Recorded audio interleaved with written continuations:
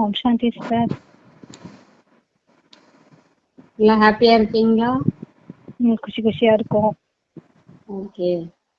இன்னைக்கு 23/7 முரளியை பார்க்கலாம். பாபா சொல்றாங்க, நீங்க சரியான சமயத்துல உங்களை வீட்டுக்கு திரும்பி செல்லணும் அப்படின்னு சொல்றாங்க. எந்த அதாவது நினைவின் வேகத்தை பொறுத்துதான் அதிகப்படுத்துங்கள், அதை பொறுத்துதான் நீங்க இந்த துக்கமிக்க உலகத்துல இருந்து நம்ம சுகதாமத்துக்கு சீக்கிரம் போகலாம் அப்படின்னு சொல்றாங்க. பாபா இன்னைக்கு கேள்வி கேக்குறாங்க, எந்த ஆழமான ரகசியத்தை நீங்க மனிதர்களுக்கு சொன்னா அவங்க புத்தியில குழப்பம் ஏற்படும். பாபா சொல்றாங்க, ஆத்மா இவ்வளவு சின்னதா இருக்கு, அதுல அழியாத பாகம் இருக்கு, அந்த பாகம் திரும்ப திரும்ப நடைபெற்று கொண்டே இருக்கு, அது ஒருபோதுமே கலைத்து போகிறது இல்ல. அப்புறம் மோட்சம் யாருக்குமே கிடைக்காது. ஒரு பாபா வேற முரளிகள்ல சொல்லியிருக்காரு, ஒரு பிறவியாவது ஒவ்வொரு ஆத்மாவும் எடுத்துதான் ஆகணும், இந்த உலகத்துல நடிச்சுதான் ஆகணும்னு சொல்லியிருக்காரு. இந்த ஆழமான ரகசியத்தை சொன்னீங்கன்னா மனிதர்கள் புத்தியில குழப்பம் ஏற்படும். நிறைய பேர் சொல்றாங்க மோட்சம் கிடைச்சா நல்லா இருக்கும்னு நினைக்கிறாங்க. ஆனா இந்த நாடக பாகத்துல நடிக்காம இருக்கவே முடியாது. இதெல்லாம் மற்ற மனிதர்களுக்கு வெளியில இருக்கக்கூடிய ஆத்மாக்களுக்கு சொல்லும் போது அவங்களுக்குள்ள குழப்பம் ஏற்படும் அப்படின்னு சொல்றாங்க. அப்புறம் பாபா சொன்னாங்க, அதாவது இந்த மாதிரி சில உண்மைகளை பாபா தான் சொல்லி நம்மளுக்கு எல்லாம் புரிய வைக்கிறாங்க. நம்ம எல்லாம் ஆன்மீக குழந்தைகள் அப்படின்னு சொல்றாங்க. தினந்தோறும் சொல்லி சொல்லி கொஞ்சம் கொஞ்சமா புரிய வைக்கிறாங்க. அப்புறம் இப்போ உலகத்துல உள்ளவங்க எல்லாம் ஏழையாத்தான் இருக்கிறாங்க, துக்கம் நிறைந்த உலகமா இருக்குது இந்த கலி உலகம். அப்போ ஒரு சின்ன வெள்ளம் வந்தாலும் துக்கம் அடைகிறோம், ஏழைகளுக்கு தான் ரொம்ப துன்பம் இருக்குது. அதே நேரம் வசதியானவங்க எல்லாம் கொஞ்சம் காசு இருக்கிறதுனால அவங்க இந்த மாதிரி சில சின்ன சின்ன பிரச்சனைகள் இல்லாம இருக்கிறாங்க. ஆனா அவங்களுக்கும் வியாதிகள்லாம் வருது, அதனால அவங்க அதன் மூலமா கஷ்டப்படுறாங்க அப்படின்னு சொல்றாங்க. பாபா சொல்றாரு, மரணம் கூட நிறைய ஏற்படுது. இன்னார் இறந்துட்டாரு, இன்னைக்கு இது நடந்தது, திடீர்னு இது எதுவும் நடக்குது. இன்னைக்கு குடியரசுத் தலைவரா இருக்கிறவரு நாளைக்கு பதவியை என்னை கட்டாயப்படுத்தி அவரை இறக்கிடுறாங்க. இப்படி பல விதமான துக்கங்கள் இந்த உலகத்துல இருக்கு. அதனால துக்கத்தின் பட்டியல் தயார் பண்ணுங்க. ஒரு வாரம் முரளி பாபா சொன்னாரு, 108 விதமான துக்கம் இருக்கு, அந்த துக்கத்தெல்லாம் எழுதுங்க அப்படின்னு சொன்னாரு. இன்னைக்கு 20-30 துக்கமாவது எழுதுங்க அப்படின்னு சொல்றாரு. அதாவது கலியுகத்துக்கு இன்னும் 40,000 வருஷம் இருக்குன்னு எல்லாரும் நினைக்கிறாங்க. ஆனா அது ரொம்ப மிக அருகில் இருக்குதுன்னு நான் பாபா குழந்தைங்களுக்கு மட்டும்தான் தெரியும் அந்த உண்மை. அதுவும் இல்லாம இந்த 5000 வருஷம் தான் உலகத்தோட முழு ஒரு கல்பம் அப்படிங்கிறத நம்மளுக்கு தான் தெரியும். அந்த நாடகம் அந்த ஒரு சக்கரம் சுத்தி வர்றது கூட பாபா குழந்தைங்களுக்கு தான் தெரியும். இதுதான் திரும்ப திரும்ப நடக்குது அப்படிங்கிற உண்மையும் நம்மளுக்கு தான் சொல்றாங்க. பாபா சொல்றாரு, இங்க துக்க உலகத்துல நோய்கள், ஏகப்பட்ட நோய்கள் இருக்கு, அதனால முக்கியமான ஒரு சில விஷயங்களை மட்டும் எழுதுங்க. துக்கத்தின் ஆனா சத்தியுகத்துல துக்கத்தின் பெயரே இருக்காது. இப்ப பாபா சொல்றாரு, மரணம் உங்க கண் முன்னாடியே இருக்கு. உலகத்துல இன்னும் ரொம்ப நாள் நம்ம இருப்போம் அப்படின்னு நினைச்சிட்டு இருக்காங்க. ஆனா பாபா சொல்றாரு, மரணம் பக்கத்துலதான் இருக்கு.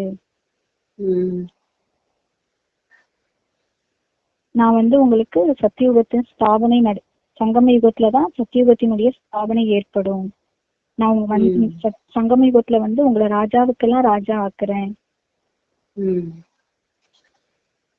இப்போ குழந்தைகளாகிய நம்ம எல்லாம் என்ன செய்யறாங்கன்னா, சுகதாமத்திற்கு போகிறதுக்காக பாபா நம்மை அங்கதான் கூட்டு போறாங்க. அதற்காக நம்ம என்ன செய்யறோம், நினைவுல இருந்து நம்ம பாபாவின் உதவியால நம்ம சொர்க்கத்துக்கு போறதுக்காக தயார் பண்ணிட்டு இருக்கோம் அப்படின்னு சொல்றாங்க.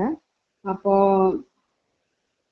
வேற என்ன சொல்றாங்க, அது போகிறதுக்காக நம்ம நினைவு யாத்திரையை அதிகப்படுத்தணும் அப்படின்னு சொல்றாங்க. இதுதான் கும்பமேளாவும் ஆகும் அப்படின்னு சொல்றாங்க. ஆமா, பாபா சொல்றாரு சொல்லுங்க. இங்க எல்லா எத்தனை ஜீவ ஜந்துக்கள் எல்லாம் உங்களுக்கு துக்கம் கொடுக்கக்கூடியதா இருக்கு. ஆனா சத்தியுகத்துல அவையெல்லாம் இருக்காது. இப்ப இங்க பாம்பு, பூரான் இதெல்லாம் பாத்தீங்கன்னா நமக்கு விஷ ஜந்துக்கள் தான். ஆனா அங்க சத்தியுகத்துல அந்த மாதிரி உயிரினங்கள்லாம் இருக்காது. உள்ளுக்குள்ள சிந்தனை பண்ணி பாருங்க. இதெல்லாம் சத்தியுகம் எப்படிப்பட்ட உலகம், கலியுகம் எப்படிப்பட்ட உலகம்னு சத்தியுகம் நினைவுக்கு வருதா அப்படின்னு பாபா கேக்குறாரு.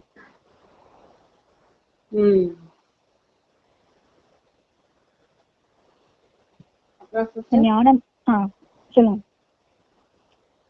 அது இந்த புத்தியில நம்ம என்ன நினைக்கிறோம்னா, அந்த பாபாவுடைய நினைவு பாபா ஒரு விதையா இருக்கிறாங்கன்னா அந்த மரம் எவ்வளவு பெரியதாக உள்ளது அப்படின்னு நம்மளுக்கு தெரியும். அவ்வளவு மத்த எல்லாமே இங்க பூமியில இருக்கிறது எல்லாம் ஜட பொருட்கள். இது பாபாவுடைய விதையா இருக்கிறது சைத்தன்யமானது. விதை யாரு கண்ணுக்கும் தெரியறது இல்ல. அது மாதிரி பாபாவோட ஞானமும் நம்மளுக்கு சைத்தன்யமாகவே இருக்குது. பாபாவும் அப்படித்தான் இருக்கிறாங்க. பாரதம் தான் மிகுந்த சுகத்தை அடையுது. சத்தியுகத்துல அவ்வளவு சுகம் நமக்கு இருக்கு. ஆனா அதே போல அதே பாரதம் தான் அதிகமான துக்கத்தையும் அடையுது. நோய்கள் எல்லாமே மற்ற நாடுகளை கம்பேர் பண்ணும்போது பாரதத்துலதான் ரொம்ப அதிகமா இருக்கு. இங்கதான் ஆத்மாக்கள் கொசு கூட்டம் போல நிறைய மரணம் அடைகிறாங்க. அது மாதிரி பாபா சொல்றாரு இங்க துப்புரவு செய்யக்கூடிய பணியாளர்களுக்கும் வெளிநாட்டுல துப்புரவு செய்யறவங்களுக்கும் எவ்வளவு வித்தியாசம் இருக்கு. அங்க இருக்கக்கூடியவங்க அவ்வளவு ராயலா இருக்காங்க வெளிநாட்டுல. ஆனா இங்க இருக்கிறவங்க பாத்தீங்கன்னா ரொம்ப ரொம்ப ஏழைகள் தான் அந்த வேலையெல்லாம் பண்ணுவாங்க. அது வெளிநாடு இங்கேயும் கம்பேர் பண்றாரு பாபா. இப்படி ஒவ்வொரு நாளும் பாபா புதிய புதிய விஷயங்களை சொல்லி நம்மளுக்கு புரிய வைக்கிறாங்க. ஒவ்வொரு நாளுமே ஆழமான விஷயங்களை எல்லாம் நம்மளுக்கு சொல்றாங்க. அது ஒவ்வொன்னா நம்ம தினமும் மிஸ் பண்ணாம படிச்சா நம்மளுக்கு பாபா என்ன சொல்ல வர்றாங்கிற புதிய விஷயங்களும் நம்மளுக்கு தெரியும்.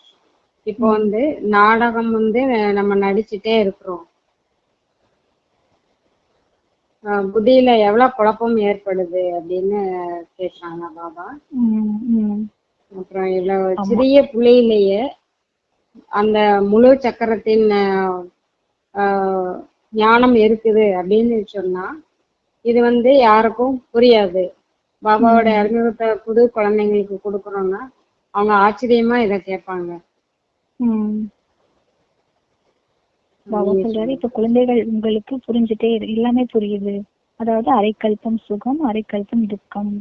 அதிக துக்கத்தை பார்த்துட்டுதான் மனிதர்கள் சொல்றாங்க இந்த உலகமே வேண்டாம், பிறவா நிலை வேண்டும், மோட்சம் வேணும்னு கேக்குறாங்க. ஆனா பிறக்காம இருக்க முடியுமா? ஒரு பிறவியாவது பிறந்துதான் ஆகணும் அப்படின்னு பாபா சொல்றாரு. நீங்க தான் சுகம் சாந்தியில இருக்கும்போது இது மாதிரி சொல்ல மாட்டீங்க. சத்தியுகத்துல வாழும்போது நம்ம பிறக்க வேணாம்னு சொல்ல மாட்டோம்.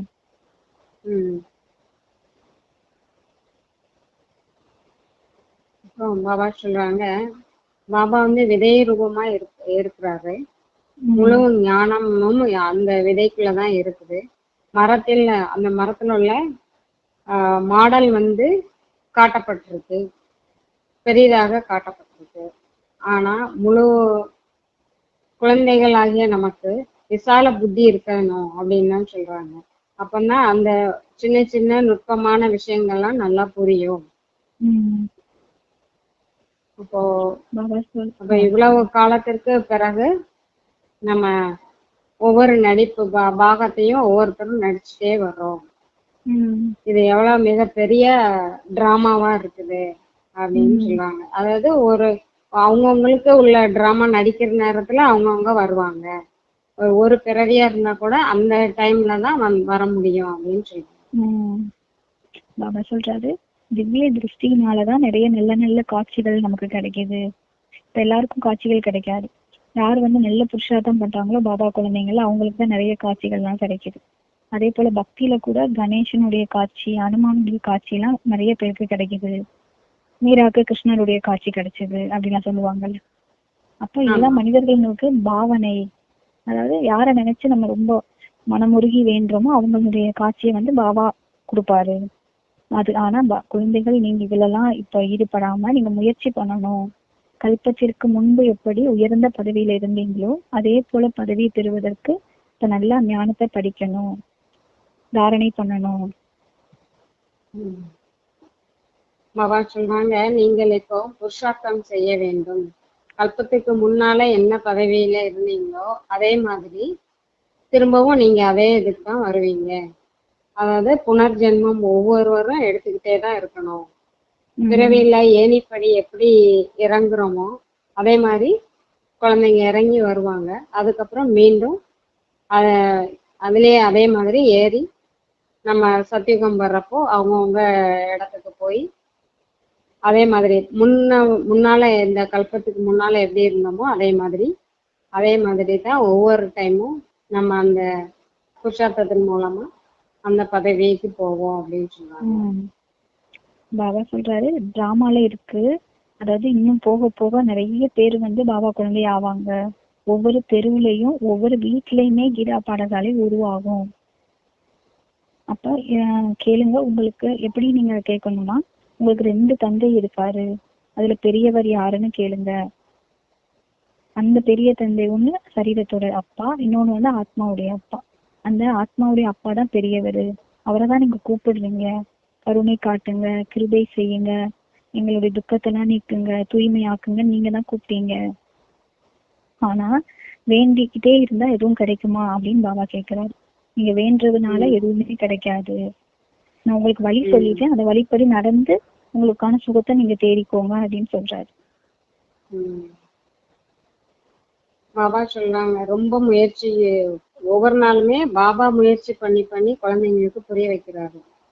இன்னும் கொஞ்சம் சமயம் தான் இருக்குது, அதுக்குள்ள நீங்க சேவாதாரி குழந்தைகளாகிய நம்மள ஒவ்வொரு வீட்டிலும் கீதா பாடசாலை ஓபன் பண்ணணும்.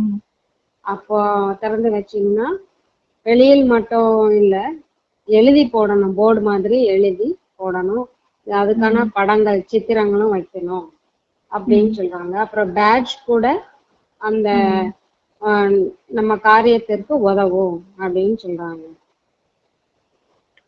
பாபா சொல்றாரு, எல்லையற்ற தந்தை அவசியம் சொர்க்கத்தை தானே உங்களுக்கு படைப்பா ஆஸ்தியா கொடுப்பாரு.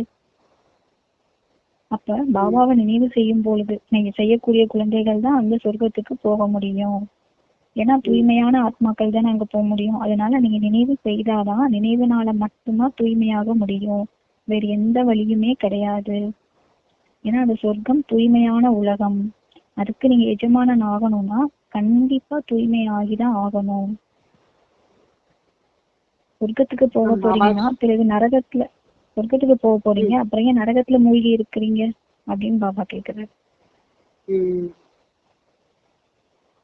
அப்புறம் பாபா சொல்றாங்க, மன்மனா பவ அப்படின்னு சொல்றாங்க.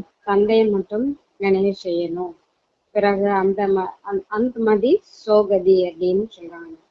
அதாவது கடைசி நேரத்துல நம்மளுக்கு என்ன நினைவு இருக்குமோ அதே மாதிரிதான் அடுத்த பிறவி ஒவ்வொருத்தவங்களுக்கும் நம்மளுக்கு கிடைக்கும் அப்படிங்கிறாங்க. அதனால விகாரத்துல செல்ல வேண்டாம் அப்படின்னு எச்சரிக்கிறாங்க. பாபா சொல்றாங்க, பக்தர்கள் அவ்வளவாக இறை வழிபாடு அதிகமா பண்ற பக்தர்கள் அவ்வளவா விகாரத்துல போக மாட்டாங்க. இப்ப சன்னியாசிகள் கூட என்ன பண்ண மாட்டாங்கன்னா, சொல்ல மாட்டாங்க அவங்களோட ஃபாலோவர்ஸ்க்கு தூய்மையாகுங்க அப்படின்னு சொல்ல மாட்டாங்க. ஏன்னா அவங்களே என்ன பண்றாங்க, முன்னிலையில திருமணம் செஞ்சு வைக்கிறாங்க. அவங்க இல்லறவாசிகளுக்கு சொல்றாங்களாம், மாதத்துல ஒரு முறை விகாரத்துல செல்லுங்கள் அப்படின்னு சொல்றாங்களாம். ஆனா பிரம்மச்சரியம் ஃபாலோ பண்றவங்களுக்கு சொல்ல மாட்டாங்க, நீங்க திருமணம் செய்யக்கூடாது. இப்படி 2 விதமான வழிமுறைகளை அவங்க சொல்லுவாங்க சன்னியாசிகள். அப்ப சில பேர் கந்தர்வ விவாகம் பண்ணிக்கிறாங்க, நாங்க தூய்மையான வாழ்க்கை வாழ்வோம் அப்படி சொல்லி பண்ணிக்கிறாங்க. ஆனா மறுநாளே என்ன ஆயிடுது, அவங்க இந்த சொன்ன வாக்க காப்பாத்துறது இல்ல. மாயா அந்த அளவுக்கு தேகத்தினுடைய கவர்ச்சியை ஏற்படுத்துது. அதுவும் அதுக்காக என்ன பண்ண சொல்றாரு பாபா, தூய்மை ஆகிறதுக்கு முயற்சி, நிறைய புருஷார்த்தம் பண்ணணும். அப்பதான் பிறகு சத்தியுகத்துல நமக்கு அதுக்கான பலன் இப்பவே கிடைக்கும். அப்பயும் கிடைக்கும், இப்பயும் கிடைக்கும். அது இப்போ குற்றமான சிந்தனைகள் சத்தியுகத்துல இருக்காது. கிரிமினலான ராவணன் தான் இங்க இருக்கிறாரு. அதனால பாபா சொல்றாங்க, சிவில் நான் தான் உங்களை வந்து சிவில் ஆக்குகிறேன் அப்படிங்கிறார். அப்புறம் இதையும் நினைவில் வைக்க வேண்டும். அதாவது நம்ம தூய்மையா இருக்கணும் அப்படிங்கிறதையே நம்ம எப்பவுமே நினைவில் வைக்க வேண்டும். வீட்டுல வகுப்பு நடந்தாலும் அனைவருக்கும் என்ன சொல்லி புரிய வைக்கணும். ஒவ்வொரு வீட்டிலும் கீதா பாடசாலை கண்டிப்பா அமைக்கணும் அப்படின்னு சொல்லுவாங்க. இது போல வளர்ச்சி அடைந்து கொண்டே இருக்கும் அப்படின்னு சொல்றாங்க. அதாவது பாபாவை வந்து சாதாரணமானவர் மற்றும் ஏழைகளுக்கு தான் ரொம்ப இந்த ஞானம் ரொம்ப பிடிக்குது. பெரிய பெரிய மனிதர்கள்லாம் இந்த ஞானத்தை அவ்வளவா ஏற்றுக்கொள்வதில்லை அப்படின்னு சொன்னாங்க. அதுவும் இல்லாம பாபா தான் வந்து ஏழை பங்காளன் அப்படின்னு சொல்லுவாங்க அடிக்கடி எல்லா மொழியிலும் சொல்லுவாங்க. பாபா சொல்றாரு என்ன ஏன்னா வெளியில சொல்ற பெரிய பெரிய மனிதர்கள் இங்க ஏன் வர மாட்டாங்கன்னா சகோதர சகோதரியா இங்க மாத்திடுறாங்க அப்படின்னு இங்க வந்து பேசுறாங்களாம். வெளியில இங்க போனாலே வந்து சகோதரன் சகோதரியா மாத்திடுறாங்க. அட இது நல்லது தானே அப்படின்னு பாபா கேக்குறாரு. இல்லறத்துல எவ்வளவு சச்சரவு, எவ்வளவு சண்டை, எவ்வளவு குழப்பங்கள் எல்லாமே எதனால? அந்த தேக அபிமானத்தாலதான். அப்ப எவ்வளவு துக்கம் அடைகிறாங்க ஒவ்வொரு இல்லறத்துலயும். இந்த உலகமே துக்க உலகம் தான். அவ்வளவு அளவற்ற துக்கம் இங்க இருக்கு. ஆனா சத்தியுகத்துல அவ்வளவு அளவற்ற சுகம் இருக்கு. அதனால நீங்க பட்டியல் தயார் பண்ணுங்க. 25-30 முக்கியமான துக்கங்களினுடைய விஷயங்களை எழுதுங்க. அப்பதான் இந்த உலகத்துல ஒண்ணுமே இல்லை அப்படின்ற உணர்வு நமக்கு ஏற்படும் அப்படின்னு சொல்றாரு. பாபா கிட்ட இருந்து ஆஸ்தி பெறுவதற்காக கடின முயற்சி செய்ய வேண்டியது.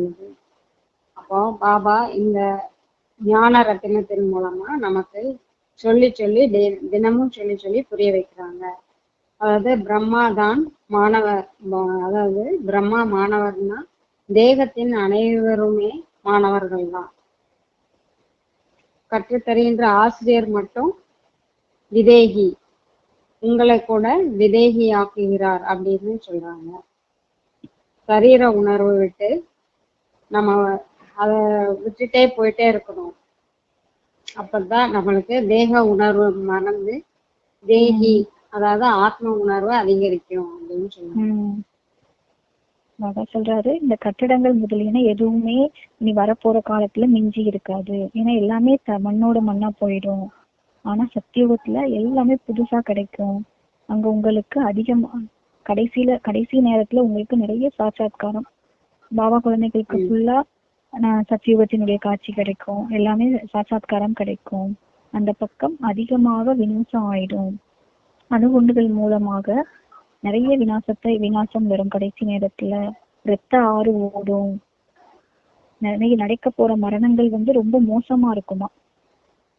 இந்த கொரோனால வந்த மரணமே நம்மளால தாங்கிக்க முடியல. ஆனா இப்ப வரக்கூடிய காலத்துல ரத்த ஆறு ஓடும். பாபா சொல்றாரு இது அழியாத கண்டம். உலக வரைபடத்துல பாத்தீங்கன்னா ஒரு மூலையில இருக்கிற மாதிரி இருக்கும். இங்க ரத்த நதிகள் ஓடும் இன்னும் வரப்போற காலத்துல. அதற்கான ஏற்பாடுகள் எல்லாமே செஞ்சுக்கிட்டு இருக்காங்க. வெடிகுண்டுகள்லாம் நிறைய நல்ல நல்ல வெடிகுண்டுகள் இருந்த இடத்துல இருந்து ஒரு பட்டன் பிரஸ் பண்ணா போதும் முழு உலகத்தையுமே அழிக்கிற மாதிரி வெடிகுண்டுகள் தயார் பண்றாங்க. விநாசம் வந்து கல்பத்துக்கு முன்னால கூட நடந்துச்சு. அதனால இது புது விஷயம் கிடையாது. கல்பமா ஒவ்வொரு 5000 வருஷத்துக்கு ஒரு முறை இது நடக்கதான் செய்யுது. ஏன்னா இந்த விநாசம் நடந்தாதான் அநேக தர்மங்கள் விநாசமாயி சத்தியுகத்தை ஸ்தாபனை பண்ண முடியும் அப்படின்னு சொல்றேன். அப்படின்னு சொல்றாங்க. உங்களுக்கு அதாவது நம்மளுக்கு மிகுந்த மரியாதை இருக்கும். இப்போது எவ்வளவு மரியாதை, இப்ப எல்லாம் மரியாதை கிடையாது. இந்த கலியுகத்து கடைசியில எல்லாம் மரியாதை கிடையாது. ஆனா அந்த அழிய போற நேரத்துல நம்மளுக்கு மரியாதை இருக்கும். அது குறைந்த எண்ணிக்கையில் தேர்ச்சி அடைவோம் அப்படின்னு சொல்றாங்க. புத்தியில் அது வந்து வரல. ஏன்னா அது அடைய வேண்டிய நேரம் இன்னும் இருக்குது. கீழே விழுந்து விட்டாலும் நம்ம சம்பாதிக்கிற வருமானம் காணாமல் போய்விடும் அப்படின்னு சொல்றாங்க. பிறகு அவர்களுக்கு அதாவது மற்றவங்களுக்கு எழுந்து நிற்க முடியாது. அந்த கடைசி நேரத்துல அவங்களால எவ்வளவு பெரிய பணக்காரங்களா இருந்தாலும் எவ்வளவு பெரிய யோகியா இருந்தா கூட அவங்க வந்து சில துக்கங்களை தாங்கிக்கவே முடியாது. ஆனா பாபா குழந்தைங்க வந்து அதை வந்து அந்த மாதிரி சூழ்நிலையில எதிர்த்து நிக்க முடியும் அப்படின்னு சொல்றாங்க. பாபா சொல்றாங்க, இப்ப இந்த இந்த நிலைமையில, இப்ப இருக்கக்கூடிய நிலைமையில நீங்க சரீரம் விட்டா என்ன கதி அடைவீங்க? அந்த அளவுக்கு புருஷார்த்தம் பண்ணிட்டோமா? பாபா சொல்றாரு, குழந்தைகள் நீங்க அமைதியை உருவாக்கக்கூடியவங்க. உங்களுக்குள்ளேயே அசாந்தி இருந்தா நீங்க எப்படி மற்றவங்களுக்கு அமைதியை கொடுக்க முடியும்? யாருக்குமே நீங்க துக்கம் கொடுக்கவே கூடாது. பாபா எவ்வளவு அன்போட அனைவரையுமே குழந்தைகளே, இனிமையான குழந்தைகளேன்னு எவ்வளவு அன்போட பேசுறாரு. அப்ப எல்லையற்ற தந்தை, அன்பு கடலுடைய குழந்தைகள் நீங்க எப்படி இருக்கணும்? பாபா சொல்றாரு, இவர்கிட்ட, பிரம்மா பாபா கிட்ட முழு உலகத்தின் ஞானமுமே இருக்கு தந்தை கிட்ட. அததான் நமக்கு சொல்லி புரிய வைக்கிறாரு.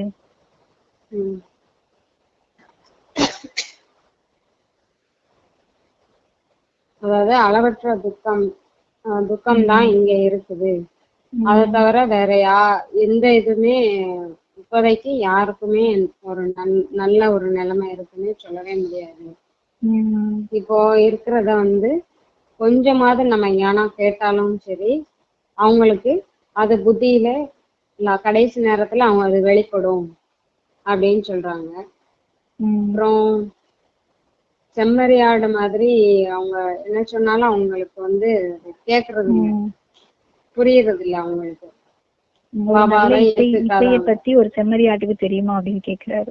ஆமா ஆமா, அதே மாதிரி ரசிக்குமா அது? அது மாதிரி நம்மளோட மனுஷங்களோட புத்தி ரொம்ப கீழ்த்தரமா இருக்குது. அதாவது கடவுள் வந்துட்டாருன்னு சொன்னா யாருமே ஏத்துக்கிறதுக்கு தயாரா இல்லை. ஏன்னா அந்த அளவுக்கு ஆத்மா சக்தி இழந்து இருக்குது.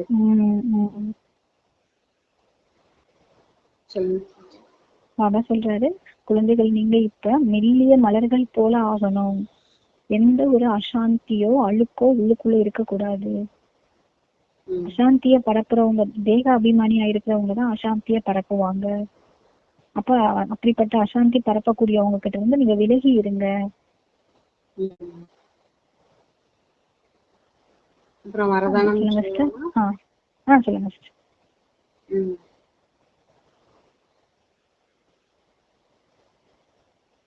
இப்போ நம்மளுக்கு பாடம்லாம் கற்றுத்தர்ற டீச்சர் எல்லாம் தேகதாரியா இருக்கிறாங்க.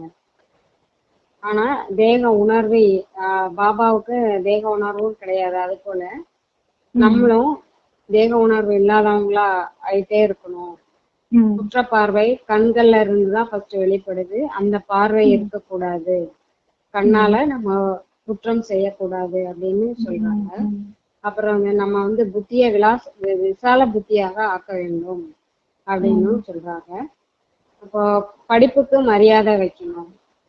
அப்போ அப்படி மரியாதையோட நம்ம இருந்தா ஒருபோதும் துக்கம் வராது, அசாந்தியும் நம்மளுக்கு இருக்கவே இருக்காது அப்படின்னு சொல்றாங்க. பாபா வரோன்னு சொல்றாங்க. இன்னைக்கு என்ன வரோம்னா, மாஸ்டர் அன்பு கடல் ஆகுங்க. இந்த பிராமண வாழ்க்கையில உங்களுடைய இயற்கையான இயல்பே என்னன்னா மாஸ்டர் அன்பு கடல். அதன் மூலமா நீங்க கல்ல கூட தண்ணீர் ஆக்கக்கூடிய மாஸ்டர் அன்பு கடல் ஆகுங்கன்னு சொல்றாரு. உலகத்துல சொல்லுவாங்க இல்லையா, கல்லு கூட அன்பின் மூலமா கல்ல கூட கரைச்சிடலாம், தண்ணி ஆக்கிடலாம். அப்ப அது போல பிராமணர்களாகிய உங்கள்கிட்ட இயற்கையான இயல்பு குணமே என்னன்னா அன்பு கடலுடைய குழந்தை நீங்க, மாஸ்டர் அன்பு கடல். உங்ககிட்ட ஆத்மீக அன்பு, பரமாத்மாவுடைய அன்பு, அத்தகைய சக்தி மூலம் நம்ம கிட்ட இருக்க எல்லாத்தையுமே மாத்திக்கிட்டோம் நம்ம. ஏன்னா பாபாவுடைய பரமாத்மாவுடைய அன்புக்காக நம்ம எல்லாத்தையுமே மாத்திக்கிட்டோம். அதே மாதிரி எப்படி அன்பு கடல் தன்னுடைய அன்பு சொரூபத்தின் இயல்பு மூலமா குழந்தைகளாகிய உங்களை தன்னுடையவரை ஆக்கிட்டாரு அப்பா, அதே போல நீங்க கூட மாஸ்டர் அன்பு கடலாகி உலக ஆத்மாக்களுக்கு உங்களுடைய உண்மையான சுயநலம் இல்லாத ஆத்மீக அன்பை கொடுங்க. அப்ப அவங்க கிட்ட இருக்கக்கூடிய அந்த கடுமையான சம்ஸ்காரம் அது எல்லாமே மாறி அவங்க நம்மளுடையவங்களா மாறிடுவாங்க. பாபா எப்படி அவருடைய அன்பால நம்மள அவருடையவரை ஆக்கினாரோ, அதே போய் நம்ம நம்மளுடைய அன்பால உலகத்துல இருக்கிறவங்க நம்மளுடைய பாபா குழந்தையா மாத்திரணும். மாத்திரணும்னு சொல்றாரு.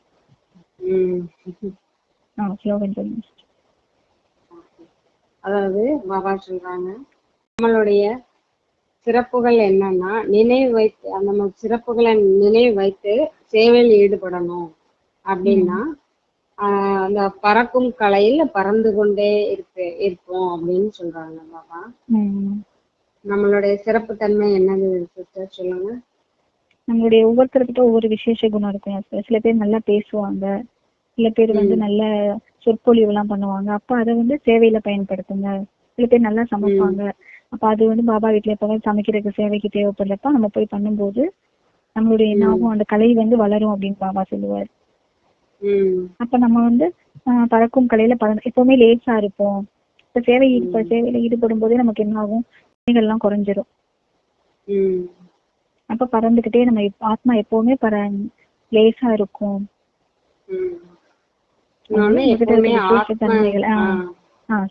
ஆத்ம நினைவுலே இருந்தாலும் நம்ம பறந்துட்டே இருக்கோம். பரிஸ்தா நிலையிலேயே அப்படின்னாலும் நம்ம பறந்துகிட்டே இருப்போம். ஏதாவது பிரச்சனை வருதுன்னா உடனே நம்ம பரிஸ்தாவா ஆகணும் அப்படின்னு பாபா அடிக்கடி அந்த நிலையில நம்ம இருந்து ஒவ்வொரு பிரச்சனையும் எதிர்கொண்டோம்னா என்ன ஆகும், நம்ம பறந்துட்டே இருக்கலாம். பிரச்சனையில பூமியில நடக்கிறதுல இருந்து விடுபட்டவங்களா ஆகலாம். ஆனா பாபா ஒரு 2 நாள் முன்னாடி முரளியில கூட சொன்னாங்க, முக்கியமான விசேஷத்தா எதுனா தந்தையினுடைய குழந்தையா இருக்கீங்க, அவரை தெரிஞ்சுக்கிட்டீங்க. அப்ப அந்த நினைவுல நம்ம இருந்தாலே போதும்ல, நமக்கு பேர்பட்ட அப்பா கிடைச்சிருக்காரு, உலகத்துல பகவானே எனக்கு தந்தையா இருக்காரு, அந்த நினைவு அதுதான் உங்களுடைய மிகப்பெரிய விசேஷத்தா அப்படின்னு சொன்னாரு. உலகத்துல இருக்கவங்களுக்கு தந்தையே தெரியல, உங்களுக்கு தந்தையை தெரிஞ்சுக்கிட்டீங்க, இதுதான் மிகப்பெரிய விசேஷ குணம் உங்களோடது அப்படின்னு சொன்னாரு. இதுலயே நம்ம பெரிய பாக்கியசாலியா உணரணும். ஒவ்வொரு ஆத்மாக்களும் தந்தையை தெரிஞ்சனாலேயே நம்ம பாக்கியசாலி குழந்தையா. ஆமா ஆமா ஆமா. Okay sir, thank you sister. ஓம் சாந்தி. ஓம் சாந்தி. Thank you sister.